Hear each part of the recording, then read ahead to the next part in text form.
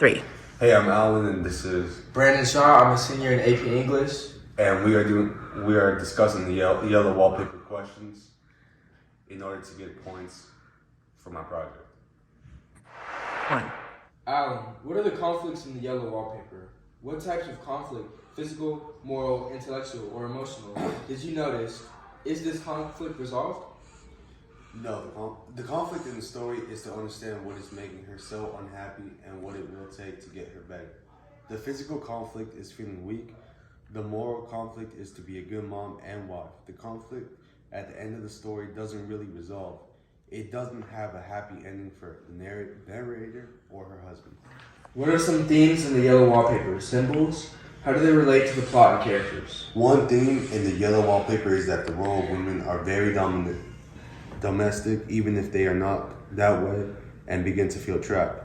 One symbol of feeling trapped is how the yellow wallpaper started to appear to have a trapped woman, according to the narrator, and even having tears. What is the central primary purpose of the yellow wallpaper? Is the purpose important or meaningful?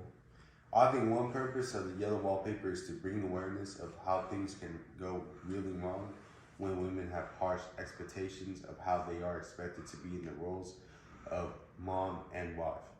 It can even make a woman go over the edge of sin. What is the role of women in the text? How are mothers represented?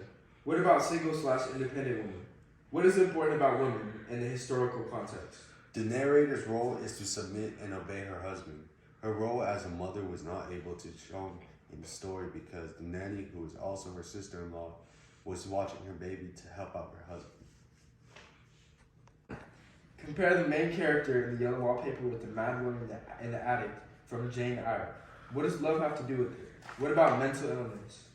Both women's characters are locked in the room against their wishes, but in the yellow wallpaper story, the narrator is held in the room so that she can get better because her husband really does love her.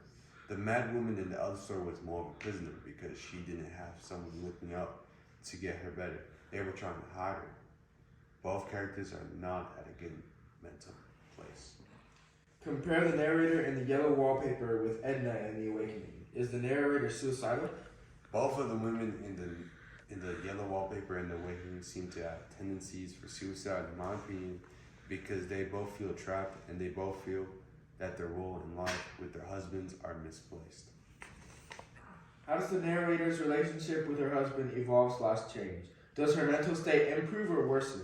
The narrator seems to go along and possibly agree that something is wrong with her. But as time goes by, she begins to distrust John and even begins to distrust her sister Jenny. Her mental state does not improve in the story. Why is the yellow wallpaper sometimes considered essential reading in feminist literature? What are the qualities that make it representative? This story is about a personal experience which makes the story relevant and valid. The role of women today is becoming more important as women stand up for the feminist rights, and stories like this can bring awareness. How does yellow wallpaper fit in with other known works of literature by Charlotte Perkins Gilman? I read Charlotte's comments on why she wrote the yellow wallpaper and saw that it deals directly with the postpartum depression she suffered from. She said she hopes the story would enlighten other women who had similar experiences.